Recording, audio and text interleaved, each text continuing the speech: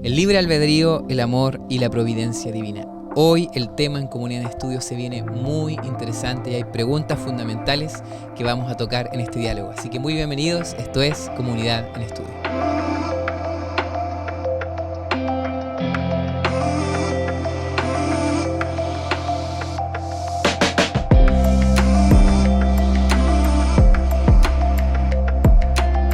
Muy bienvenidos, queridos amigos, estamos felices de poder iniciar un nuevo episodio más.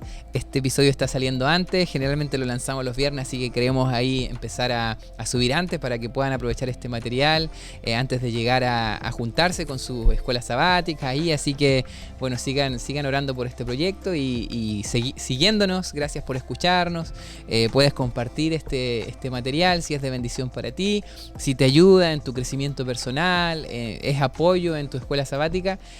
No dudes en también seguir compartiendo, porque eso también nos ayuda a llegar con el mensaje a más personas. Cristian, ¿cómo estás tú? ¿Cómo estás, Dani? ¿Cómo andas? Una alegría de estar juntos aquí nuevamente, ¿no? Y déjame enviar un saludo. La semana pasada enviamos saludo a la mamá de César y la suegra de César, Lili, me dijo, y a mí, entonces quiero mandarte saludos, Lili, Ricardo también, su esposo, los papás de Ashley también. Así que no se pongan celosos, ¿no? Saludos para cada uno de ustedes, un abrazo, los queremos mucho. Así es. Y como tú bien decías, Dani, esto es un apoyo para el estudio de la escuela sabática. Esto no reemplaza el estudio personal de la escuela sabática, como tampoco reemplaza el hecho de asistir a la escuela sabática. ¿Sí? Queremos animar a que estudies tu escuela sabática semanalmente y que puedas asistir también a las clases de escuela sabática cada sábado de mañana en la iglesia donde estés. Si estás aquí en la iglesia central, 9:30 de la mañana está iniciando la escuela sabática. Si estás en alguna otra parte, en otra iglesia de aquí de Estados Unidos, en otra parte del mundo también, que puedas acercarte para juntos con los hermanos allí de tu iglesia poder repasar, ¿no? También. Así que, como digo, esto no reemplaza. Simplemente es un aporte más desde una perspectiva. Hay muchos estudios que se hacen o repasos que se hacen de la escuela sabática también, pero esto es simplemente como para sumar también algunas ideas. Siempre de otra suma, perspectiva, ¿no? yo me gusta mucho pensar de que la Biblia, la palabra, está para ser leída en comunidad, ¿no?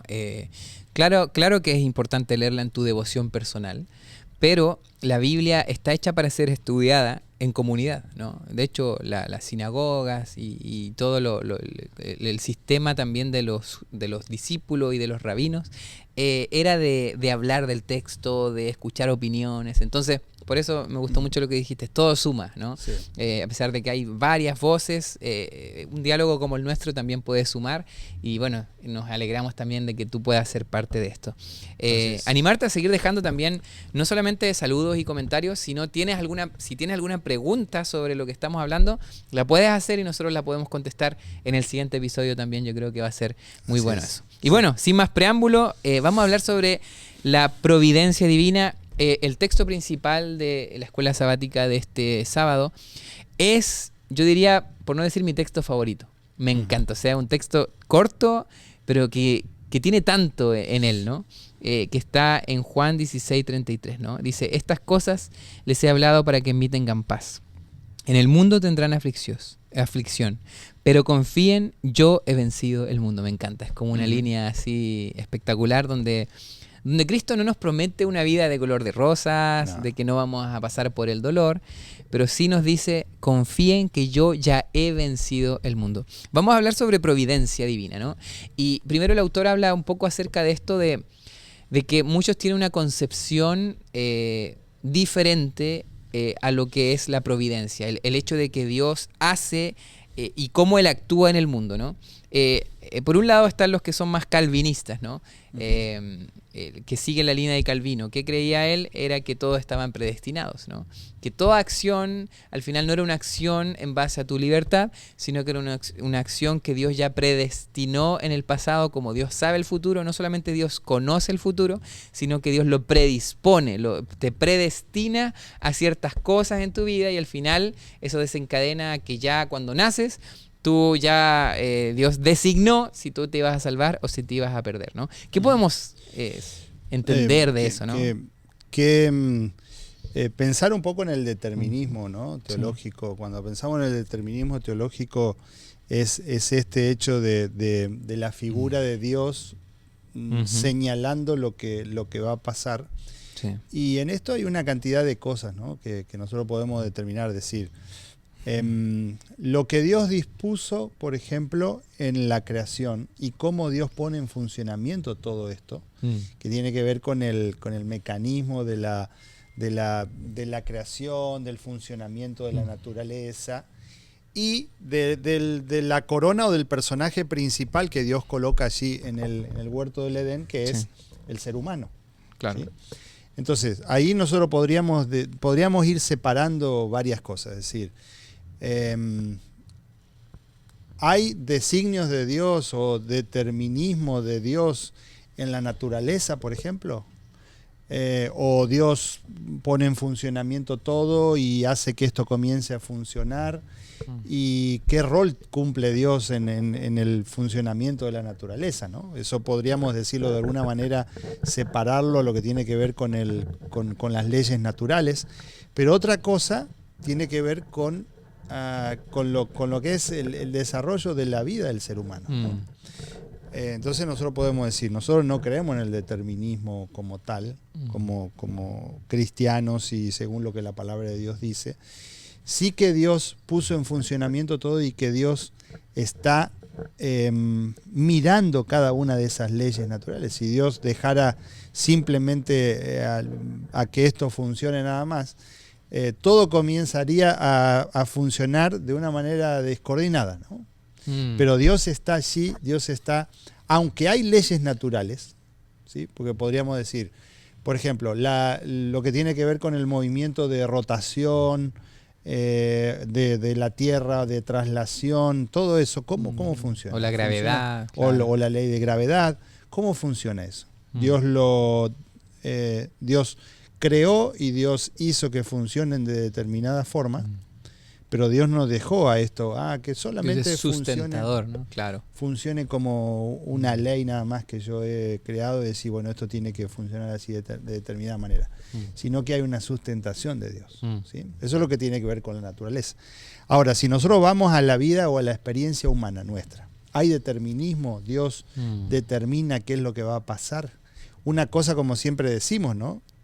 El hecho de que Dios tenga conocimiento no quiere decir que Dios haya determinado que va a pasar así.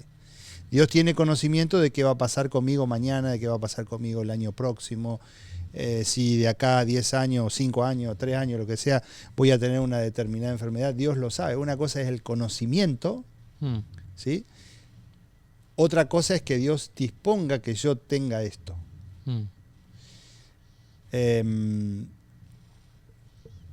Sí. Y entonces ahí puede surgir otras preguntas, decir, bueno, pero ¿por qué entonces yo me enfermo? ¿Cuál es el propósito? Yo creo que ahí entra una pregunta que es una de las preguntas principales de este estudio, ¿no? ¿Consigue Dios lo que quiere? ¿No? Esa es una pregunta importante, ¿no? Porque hay varias voluntades expresadas en la Biblia de Dios, ¿no? Podemos encontrar, por ejemplo, que Dios quiere que todos lleguen a la salvación. Dios quiere que todos sean salvos, ¿no? Eso está registrado ahí en el Nuevo Testamento. Que todos lleguen a arrepentimiento, ¿no? Dios no quiere, por ejemplo, o no quiso que sucedan las calamidades que sufrieron, ¿no? O mandar ese juicio, o cuando miró al pueblo de Israel, ¿no? Jesús mismo, y eran como ovejas sin pastor, y lloró por ellos, ¿no? O sea, se encontró con algo que él no quería que sucediera, ¿no? Un pueblo que hizo oídos sordos a su mensaje. Entonces, y vuelvo a hacer la pregunta aquí, lanzarla, ¿no? Aquí para que la podamos dialogar un poco. ¿Será que Dios consigue lo que quiere? ¿No? ¿Consigue lo que quiere? ¿Qué piensas tú?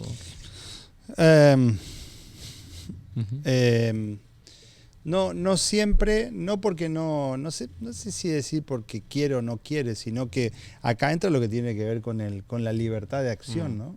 Sí. Hay una relación muy estrecha entre el amor y el libre albedrío. Dios podría habernos creado, y el autor menciona esto durante esta semana, ¿no? Dios podría habernos implantado de alguna manera el amor hacia Él. casi que podríamos decir como obligarnos, subyugarnos a que nosotros sintamos amor por Él. Claro.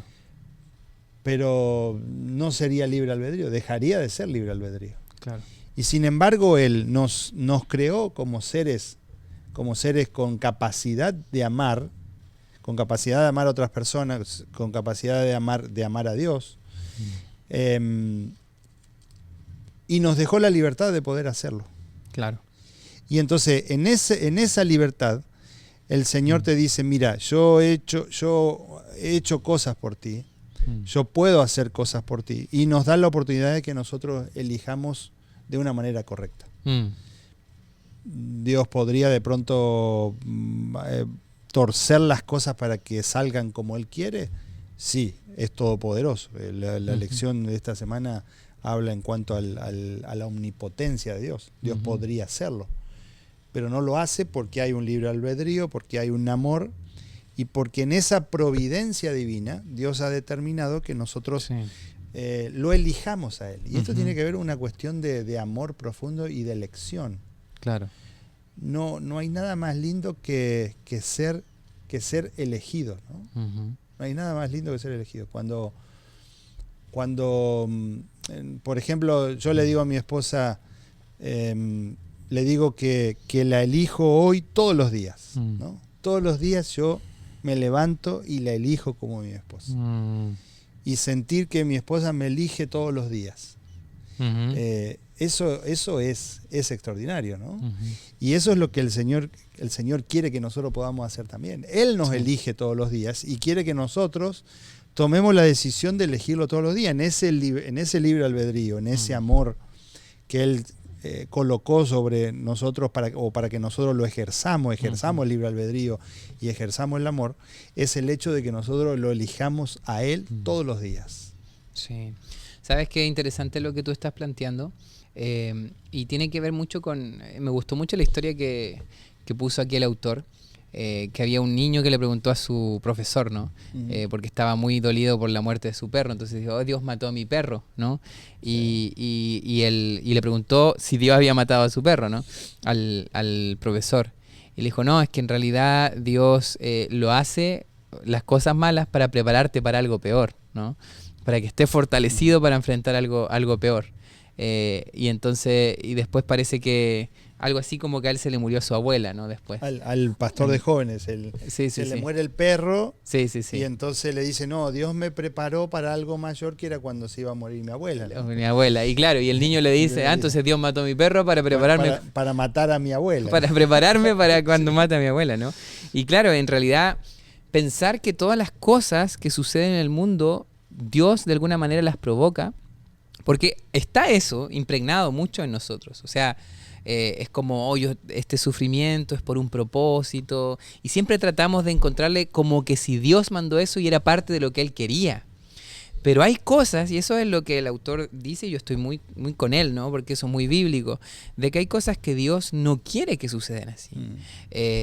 Hace poco, por ejemplo, se volcó un avión y han habido varios accidentes de aviones. Entonces, si uno pensaría así como que Dios manda el mal y es todo por una razón y le tratamos de buscar, eso es algo que no es saludable, porque, o sea, y las catástrofes tremendas, o sea, Dios está detrás de eso, Dios quiere que eso suceda. Entonces ahí el autor, me gusta mucho cuando él pone esto de que cómo nosotros podemos pensar que pueda ocurrir algo que Dios no deseara, ¿no?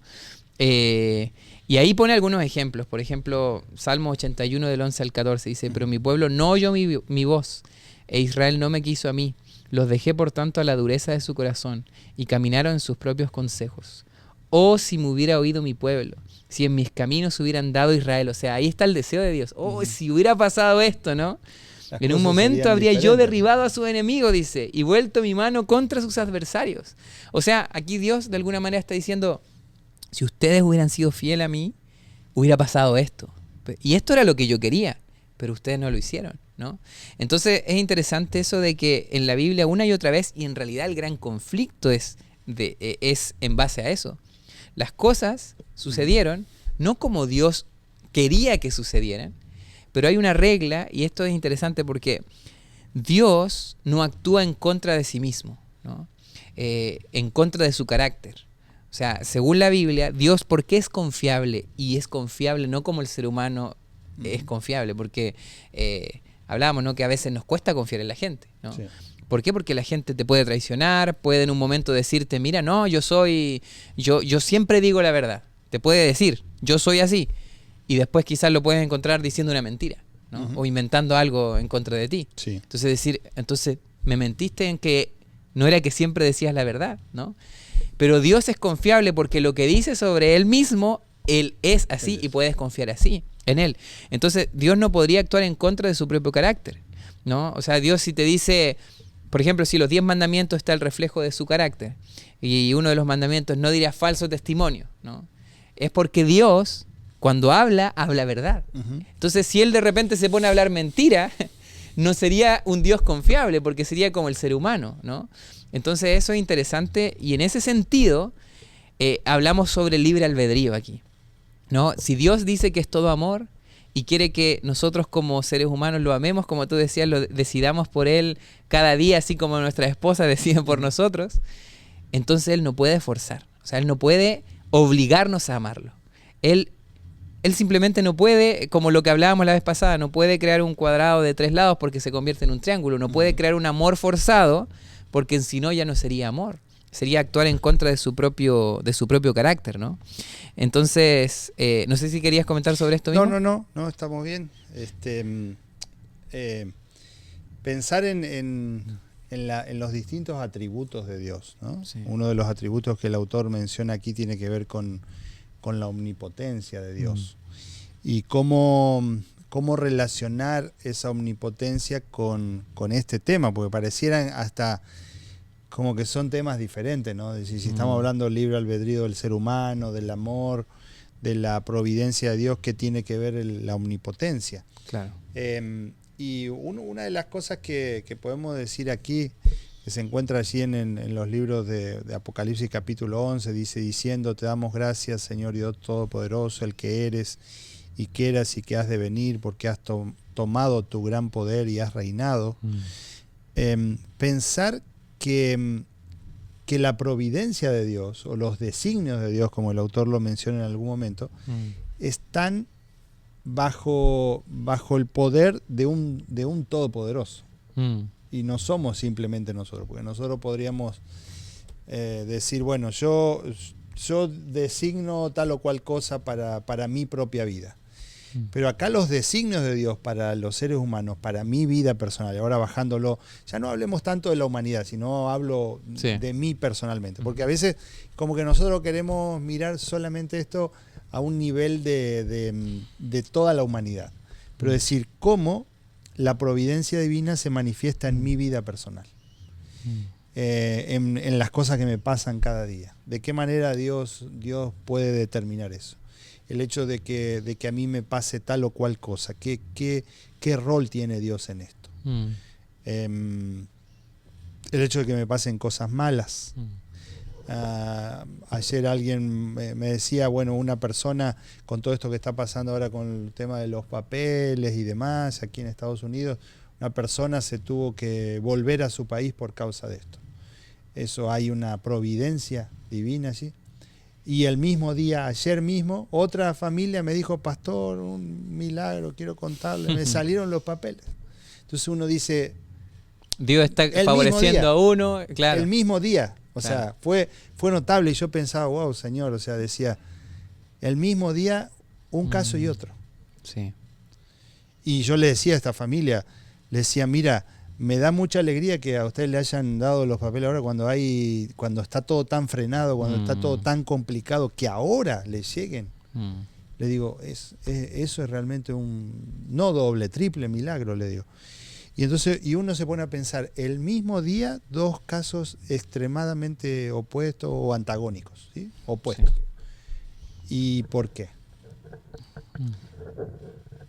Dios hizo mal los trámites con uno y con el otro los hizo bien. Porque un abogado se puede equivocar.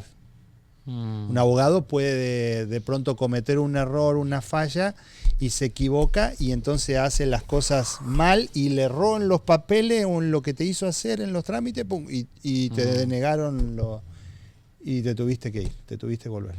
Mm. Entonces podríamos decir, Dios cometió un error con uno y hizo bien las cosas con otro. No. La providencia de Dios uno tiene que tener, primer lugar, fe como para aceptarla, antes que nada. Fe como para aceptar eso, que la providencia de Dios, no siempre las cosas van a ser buenas, no siempre.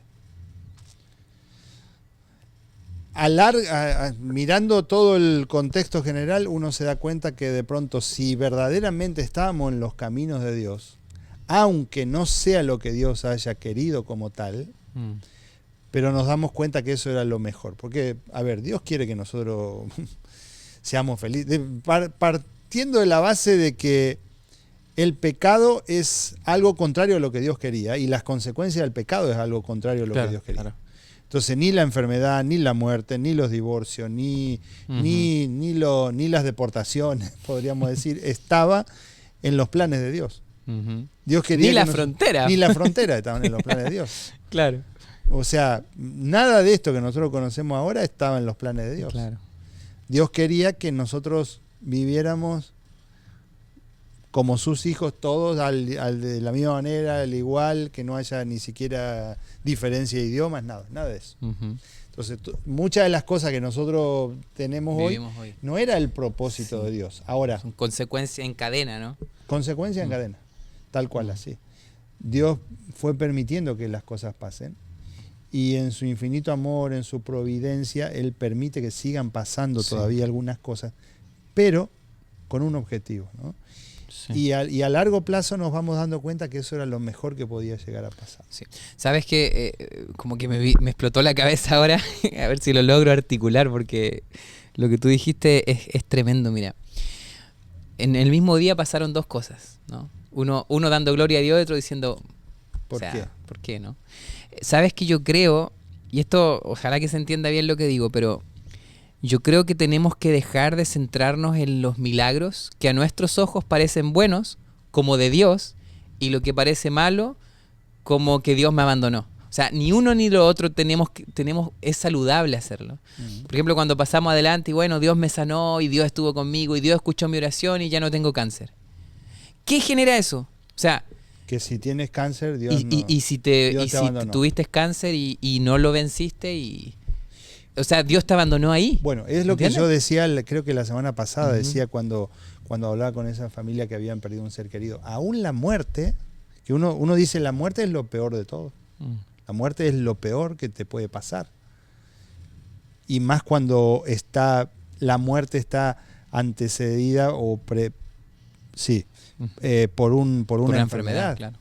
Una enfermedad a veces de muchos meses, de muchos años, en algunos casos, donde uno ve el sufrimiento de la persona, porque uno dice, me fui preparando para eso. Si la persona muere en un accidente, decíamos, no, era sano y se murió de un día para el otro. Sí y no, porque si tú tienes una persona que está sufriendo por 2 años, 3 años, llega un momento que tú dices, Señor, que descanse, por favor. Eso nos pasó con algunas personas aquí en la iglesia, donde familiares cercanos de esa persona decían que por favor descanse, porque ya no es vida, es insoportable para la persona, el dolor.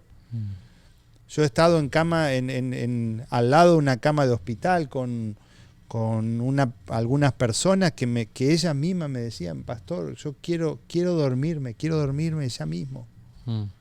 Quiero dormirme y no despertarme más, ya no aguanto más esto, ¿no? Entonces, uno dice, bueno, esa persona se fue preparando. No, nunca te preparas para la muerte. Claro. No, o sea, los seres humanos no estamos preparados para la muerte. Ni que sea con enfermedad de largo plazo, ni que sea algo repentino. Aún la muerte, desde la perspectiva que nosotros con el conocimiento que tenemos de la palabra de Dios, de la Escritura, aún la muerte lo vemos como una separación que Dios hace. Dios te aparta para que tú seas salvo. Hay una cita de Elena de White donde ella dice eso, ¿no? está en medio de la visión, de la primera visión que ella tiene, donde ella es trasladada en espíritu al reino de los cielos y ella anda caminando por así y se encuentra con dos personas que habían sido predicadores de ese movimiento inicial, el movimiento milerita, que ella lo llama los hermanos Fitch y Stockman, esos eran los apellidos de ellos, y dice, quien Dios los puso en el sepulcro para salvarlos, dice. Wow, claro.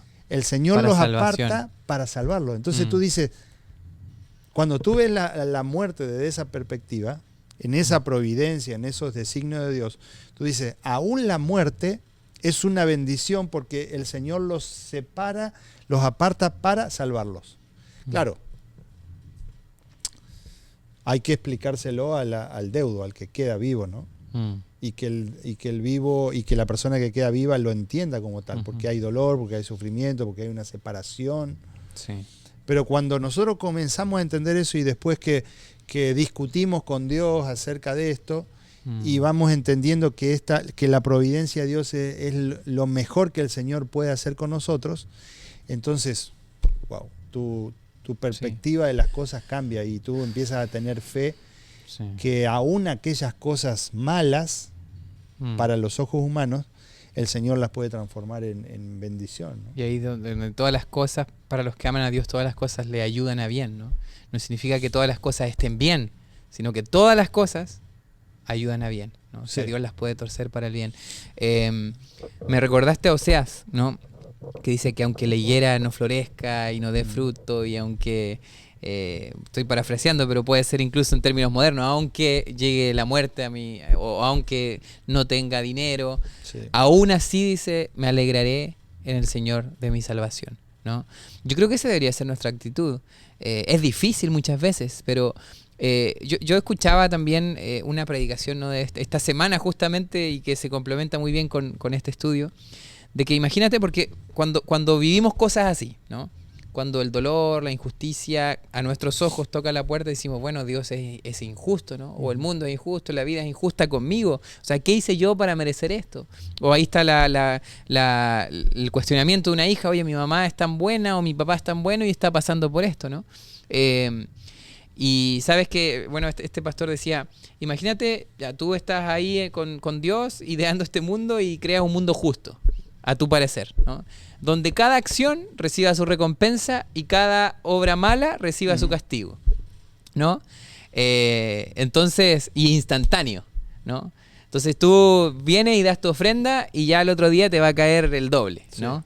O vienes y te portas bien y el otro día vas a recibir bendiciones, ¿no? O sea, imagínate fuera así el mundo, todo funcionaría por una ventaja que yo podría conseguir, ¿no? Es como que si yo amara a mi esposa simplemente por lo que ella me da, o es que ella esté conmigo simplemente porque, no sé, yo le puedo dar dinero, ¿no? O sea, nuevamente volvemos a lo mismo, se pierde el amor, porque dice el amor es la base de todo, el amor es la base de lo que Dios creó y es la esencia de Dios. Entonces, si es que viviéramos en un mundo así en donde yo me porto bien, nunca me va a dar una enfermedad, yo creo que Dios espera algo mucho más profundo de uno, que no nos sirvamos ni le adoremos por lo que vamos a recibir o no vamos a recibir, sino que aunque la higuera no florezca, aunque me vaya mal, aunque me muera como la mayoría de los discípulos, los primeros seguidores de Jesús, al final dijeron, bueno, para mí morir es ganancia, ¿no? O sea, se pasaron en la cárcel, sufrieron un montón, pero no vemos a ningún discípulo, o sea, preguntándose por qué me está pasando esto a mí. Simplemente vemos a personas que estaban seguros de lo que Cristo ya había hecho, y ahí vuelve el versículo clave, ¿no? O sea, en el mundo van a tener aflicción, pero la victoria ya está ganada. Yo he vencido el mundo, ¿no? O sea, es tremendo. Mira, ya llevamos 33 minutos ya, pero... Es un aprendizaje, ¿no? Es un aprendizaje de fe. Uh-huh. Y solo la relación estrecha con Jesús nos va a permitir que nosotros podamos disfrutar de eso, ¿no? Claro. Porque, como yo decía en el sermón del sábado, decir, ¿quién de nosotros le pide al Señor, Señor, envíanme desiertos en mi vida? Claro. Nadie. Uh-huh. Siempre le pedimos, Señor, dame salud, Señor, dame riqueza, Señor, dame trabajo, claro. Señor, dame dinero, Señor, dame una buena esposa, Señor, dame un buen esposo. Sí. Como tú nombrabas a Oseas recién, y hay distintos eruditos bíblicos que dicen que él era como un solterón, digamos. No hay certeza, digamos, pero como que ya era grande, estaba, algunos dicen pasadito de edad, ¿no? Y él habrá orado toda la vida por una buena esposa. Claro. Toda la vida habrá orado por una buena esposa, como nosotros cuando desde niño de adolescente orábamos como tal. Y cuando yo empiezo a estudiar teología en Argentina, en la Universidad Adventista del Plata, una de las cosas por las cuales nos hacían orar, me acuerdo, era por una buena esposa, ¿no? Una buena esposa de pastor. Y siempre estaba eso, que tenía que tener cierto perfil. Características, demás, ¿no? sí, me acuerdo. Era medio, era medio raro. Medio tonto eso, ¿no? Pero bueno. Pero entonces orábamos por eso. Y Oseas habrá orado por eso también, seguramente. Y le viene la que le viene, ¿no? Entonces uno dice, ¿qué pasó? ¿Qué pasó con su oración? Dios tenía un designio, una providencia así para él. Y una de las cosas que quería mostrarle, no solamente al pueblo, sino a él, porque a veces pensamos que qué injusto Dios le quiere dar una enseñanza al pueblo, pero lo hace sufrir al pobre, o sea, ahí las 24 horas, 24/7 con una mujer así.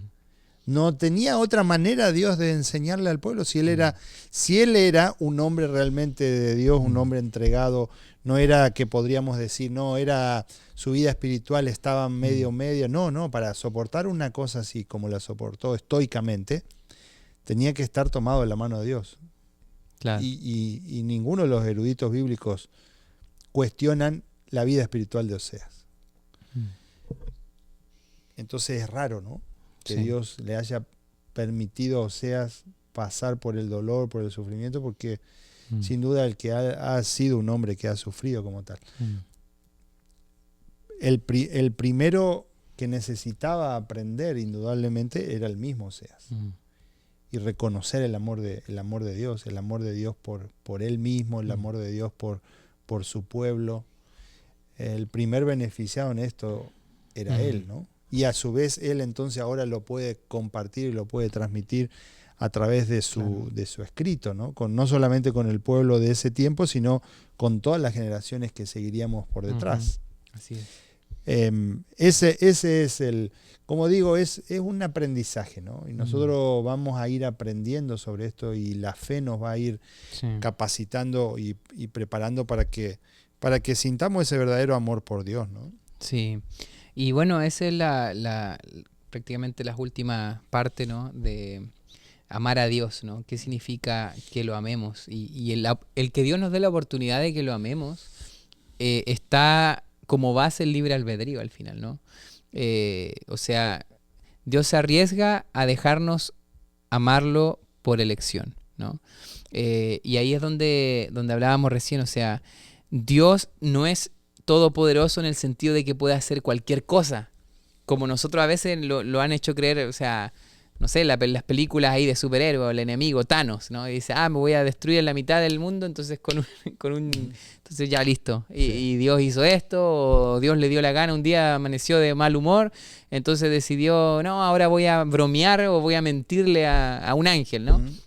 Entonces, no, o sea, Dios es todopoderoso en el sentido de que no puede hacer todo porque no puede negarse a sí mismo, porque Él es fiel a su carácter, Él es fiel a lo que está revelado sobre Él, ¿no? Y en este sentido, también dice, el hecho de que Dios es todopoderoso no significa que pueda hacer lo lógicamente imposible.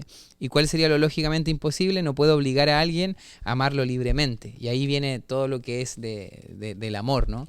Lo que tú estabas diciendo, o sea, nosotros tenemos el gran privilegio de elegir a Dios. Tenemos la capacidad de elegir el libre albedrío, ¿no? Y aquí hay dos tendencias, ¿no? Está el tema de que Dios designó ya la salvación, ¿no? El tema calvinista y que al final muy poquitos van a ser salvos. O también está el tema universalista, ¿no? que al final todos van a llegar a la salvación y que Dios ya determinó eso, ¿no?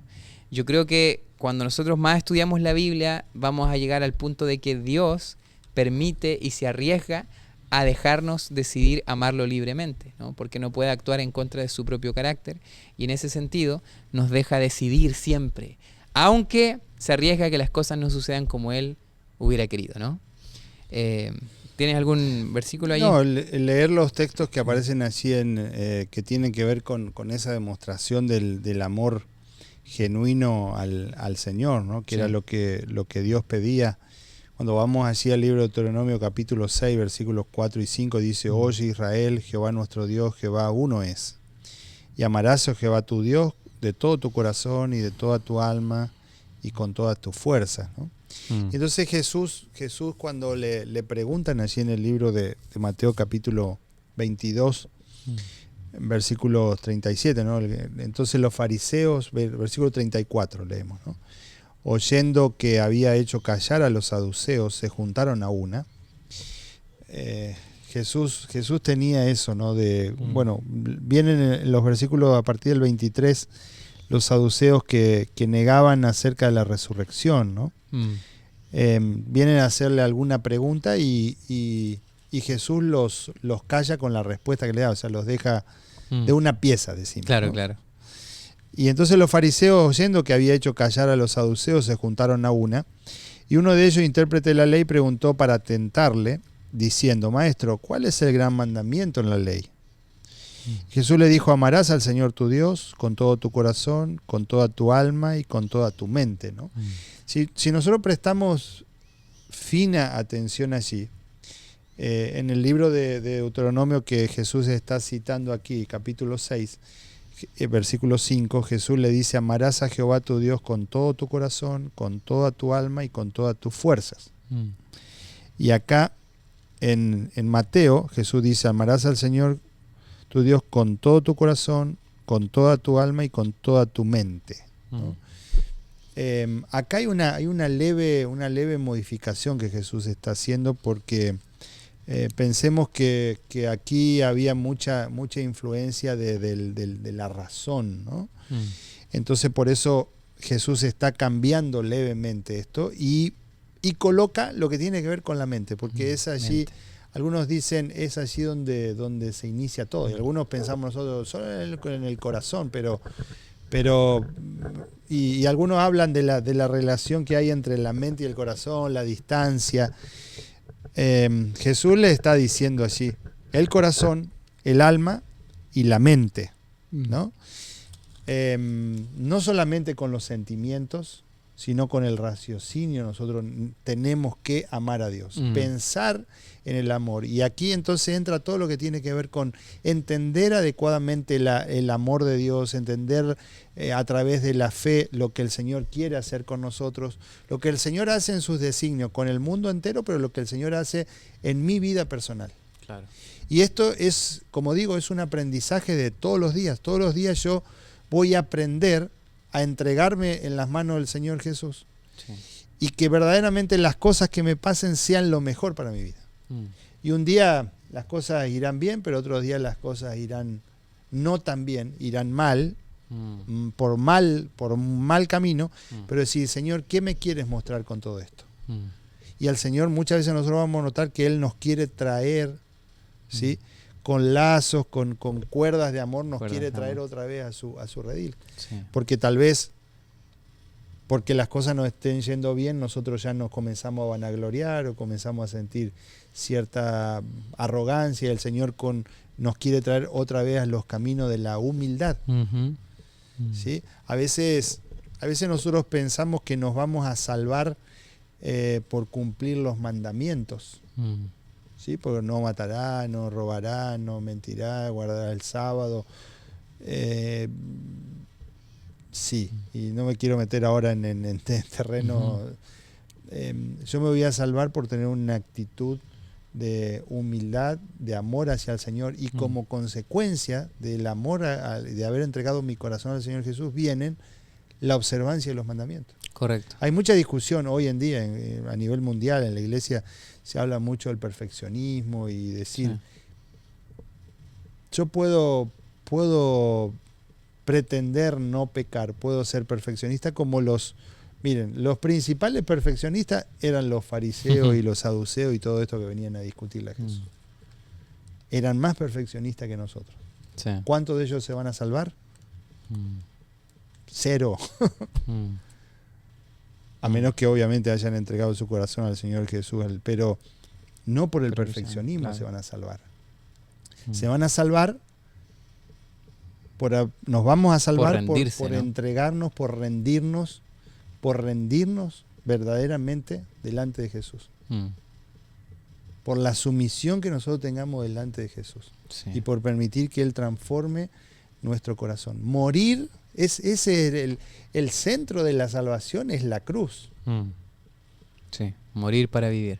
No, y a veces pensamos solamente, porque Jesucristo murió por mí. Sí, claro, pero yo muriendo en la cruz cada día. Sí. Ese es lo que va a producir en nosotros la salvación. Entonces, muriendo al yo, sometiendo nuestro yo al Señor, dejando de completa sumisión esto y permitiendo que el Señor haga su obra de transformación. Amén. Pastor, creo que podemos llegar al final. Estuvo muy interesante lo que tú dices, ¿no? Eso de rendirse. Creo que al final la vida cristiana no se trata de hacer y hacer y hacer más, sino es de rendirte cada vez más, ¿no? Quedaron algunos temas por ahí que ustedes lo pueden escuchar o estudiar en sus casas, en sus folletos, ¿no? Como qué significa entonces la palabra que Dios predestinó, ¿no? Entonces ahí hablaba un poco de que no es poner una meta arbitrariamente y decir, bueno, se va a cumplir ahí, sino que es Dios pone un propósito, pero respetando las libertades humanas, ¿no? Me pareció interesante también eso, lo pueden estudiar en sus casas. Y lo último, quizás dejarles con este texto que es el principal, Juan 16:33, nuevamente, para ir cerrando ya, decir estas cosas os he hablado para que en mí tengan paz, ¿no? Y esta paz no es solamente cuando todo ande bien, esta paz no depende de las circunstancias que cambian, sino que depende de Dios, y Dios nunca cambia, Dios no puede negarse a sí mismo, Dios sigue siendo el mismo ayer, hoy y lo será por siempre, ¿no? Dice, en el mundo van a tener aflicción, pero confíen porque yo he vencido al mundo. Así que hoy, si estás pasando por alguna situación difícil que a tus ojos humanos parece ser que Dios te ha abandonado o injusta o cómo es posible que estés pasando esto, recuerda que vivimos en un mundo en donde es un terreno en donde tú puedes amar libremente a Dios. Y quizás esta situación difícil es la oportunidad para que tú, así como Job, digas, aunque me está pasando esto que yo no entiendo el por qué, aún así yo puedo levantar mi voz y declarar que Él sigue siendo Rey y lo puedo seguir amando porque mi amor por Él no depende de las cosas que haga o no haga o las cosas que reciba o no reciba, sino que depende de lo que Jesús ya hizo. La muestra de amor más grande ya ocurrió y fue en la cruz. Amén. Y ahí es donde Él venció el mundo. Que Dios te bendiga y nos vemos en un siguiente episodio de Comunidad en Estudio. Bendiciones.